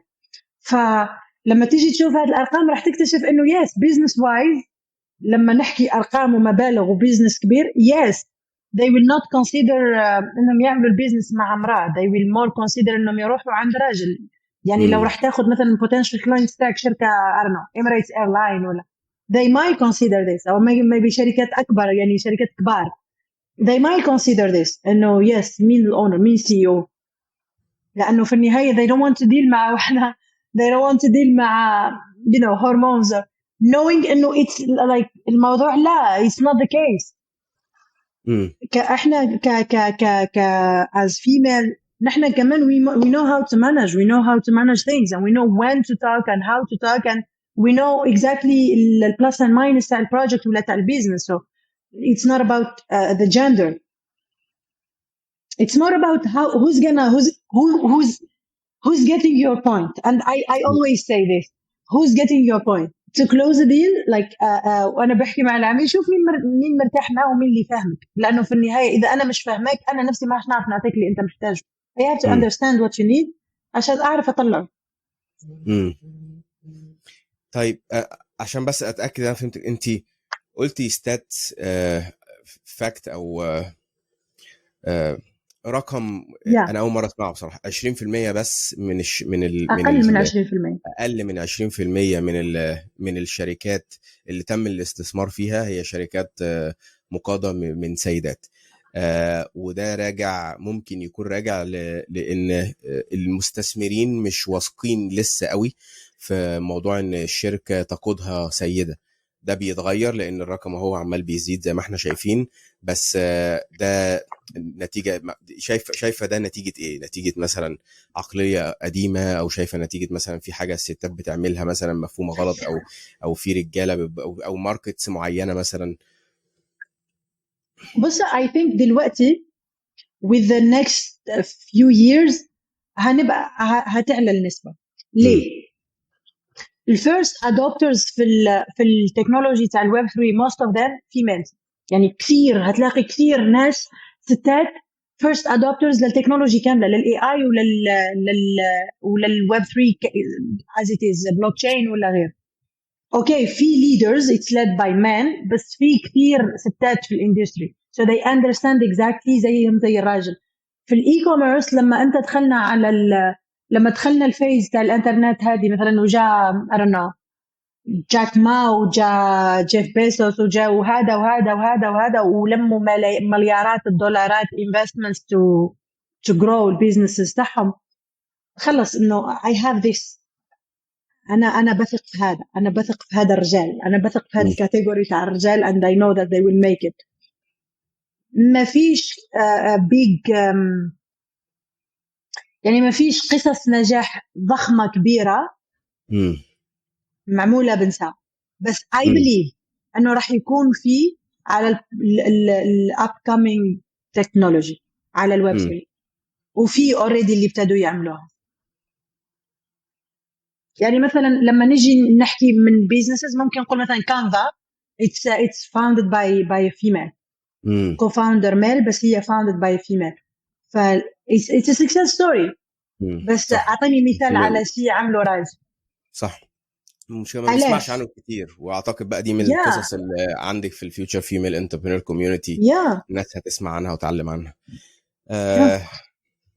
ان شاء الله نشوف ده بيتغير, ومع الوقت انا واثق انه هتلاقيه بيتغير ان شاء الله يعني. ان شاء الله يا رب. انا I want this. you want help with this, عايزه تساعدي في الموضوع ده, عايزه تنشري قصص النجاح دي. I want to حابه انه نحط السبوت لايت علينا شويه, علينا كستات في البيزنس. انا مش فيمينيست, مش بحكي فيها كفيمينيزم, بس انه لانه صح لما تيجي تشوف تلاقي whatever project made by men is there وفيميل it's like a small community of founders. فلا انه we want to let people, لانه في كثير ناس حابه تعمل اشياء بس لانه ما يعرفوش مين يبداوا, ما يعرفوش كيفاش يعملوا, ما يعرفوش انه في شيء اسمه VC اصلا ممكن يعطيك فلوس, تقول لك ما نقدرش نعملها, ما عنديش فلوس. ف we need to get all the knowledge, هذا النولج اللي مطلوبه برا في الماركت عشان البنات تصير عندها ثقه انها take the step further. يا براين، خلينا بقى ايه يعني نختم باخر حاجه ويمكن اهم حاجه للبنات والشباب برضه، لان اعتقد نصائح كتيره من اللي انت بتقوليها برضه للشباب كمان. آه، ايه النصايح العامه اللي تديها للناس اللي لسه في بدايه حياتها، اللي لسه متخرجه او لسه بتحاول وهي في الكليه او قبل ما تتخرج؟ ايه الدوز اند دونتس، ايه اللي تنصحيهم حاجات يعملوها ويخلوا بالهم منها ويركزوا عليها، والحاجات اللي يبعدوا عنها وما يخافوش منها؟ بص، هدي تو كاتيجوريز، هدي مم. نصيحة، يعني نوعين من النصائح، نصيحة شخصية ونصيحة عملية. النصيحة الشخصية، النصائح اللي أنا اديتها لنفسي أي ما كان، كنت جزائري، سوداني، مصري، ليبي، أي ما كان وأي ما وين كنت وأي ما كان سنك، إذا حابب تغير حياتك ولا تاخد حياتك لليفل معين، لحلمك ولا الوريفر اللي راح تاخده، لازم تركز على أنك تتعلم. لازم تتعلم، لازم تملي دماغك بالماكسيموم تاع معلومات، بحيث انه تكون جاهز في اي وقت to figure out what to do. يعني في اي لحظه ممكن دماغك تضرب لفه هيك، تاخذ شويه معلومات، تطلع لك بفكره مشروع، يلا، وانت اوريدي لانه عندك النولج على هذاك الشيء you're gonna push وتدخل تعملها. فاول حاجه هي you have to focus على انك تتعلم وتاخذ as max knowledge، معرفه، يعني تاخذ القدر الأكبر ممكن من المعرفة، مدام طالما أنت لسه especially الناس صغار زي ما قلت fresh graduated. وهذا الحاجة الثانية، هذه النصيحة حتى يعني هذه نصيحة للناس كلها، أي ما كان السن وأي ما كان الجاندر، لازم تخلوا بالكم على السيركل اللي أنتوا فيه، مين صحابكم، شو قاعدين تعملوا، شو يومكم كيف معدي. إذا أنا بصحى بقعد في التليفون سكرولينج، بعدين لو راجل بيقوم ياخد سيجارة وبعدين يرجع وبعدين يروح ياكل وبعدين يرجع وسكرول وينزل يقعد تحت، أين هي حياتك من هذا؟ You have to consider your life، أنه خدها أنه أنا هنا مرة، أنا جيت لحياة هذه مرة وأنا حاب نعمل شيء. just ask yourself، إذا كان ما عندك ولا شيء تعمله في حياتك then okay، إذا ما عندكش حلم، ما عندكش أهداف، ما عندكش، خلاص هذيك ما أعرفنا صح أقول لك. بس مشكله إنه تانية. طالما عندك دي مشكلة تانية، ممكن بودكاست تاني نتكلم فيه. بس إنه إذا عندك أهداف وعندك goals وعندك dreams to make happen، like ليش قاعد سكرول؟ ليش مضيع وقتك؟ ليش ما تروحش تاخذ ورقة وقلم وتعملوا الاوديت؟ هذا الاوديت اللي انا بعمله، تعملوا اوديت انه انا وين هلا، وات از ماي كيس هلا. اوكي، كملت دراستي، لسه ما عنديش شغل، ما عنديش فلوس، ما عنديش كذا، ما عنديش كذا، اصحابي يخدعوني، ما مش عارفه شو، وات ايفر. اكتب كل شيء وين انت رايت ناو، واقلب الورقه واكتب وين حاب توصل بعد سنتين، بعد 3، وات ايفر. اكتب وين حاب توصل، اكتبها كامل بطريقه غير واقعيه، يعني اكتبها كحلم، اكتبها مستحيل تكون واقع. واقلب الورقه وخد من هذيك الغير واقعيه، اكتب small steps، حاجات صغار اللي ممكن تبدا تعملهم وراح يوصلوك للصوره الكبيره هذه. انه مثلا انا حابه اصير موديل، انا قد هيك وحابه اصير موديل، طيب انا طالما حلمي موديل هناك، فانا لازم ابتدي باني اروح الجيم مثلا، اكل صحي، اللي هم small steps يوميا بعملهم راح يوصلوني هناك. فاعمل الاوديت هذا وتعلم، اقرا الماكسيمم على حاجات مختلفه مش على حاجه معينه، وخلي بالك من السيركل اللي حواليك، الناس اللي حواليك. هات 3 حاجات، اذا ركزتوا على هات 3 حاجات راح تكونوا اشخاص مختلفه تماما، ممكن بعد 2-3 يعني ما حش ياخذ منكم الموضوع وقت. this is personal يعني الحاجه يعني شخصيه، كارير ولا business wise، اي ما كنت ولا اي ما وش متخرج، you have to consider creating content. لازم تبتدوا create content، خدوا نيش معينه، خدوا حاجه معينه، حاجه تحبوا تحكيوا عليها، حاجه تحبوا تعملوها، سواء كانت فاشن، اكل، اي ما كان. جيب كاميرا تاع التليفون ولا كاميرا، ابتدوا تعملوا كونتنت، ابتدوا تظهروا برا، ابتدوا تظهروا للناس، build a personal brand، حطوا علامه تجاريه شخصيه خاصه بكم اونلاين. انه انا لما اروح اكتب مثلا ريان رايا ولا سامية على جوجل، يطلع لي هو شو يعمل، نفهم انا من غير ما ادخل ادور هو مين ولا شو يعمل. حاولوا تشتغلوا على هذا الشيء. ايا ما كنتوا، سواء كنت قاعد تدرس هلا راح تصير دكتور بعد فتره، على ما تصير الدكتور راح يكونوا اوريدي الناس تعرفك انه انت دكتور واوريدي عندك داتابيس. لو راح تكون فنانه راح تكون اي ما كنت وش راح تكون.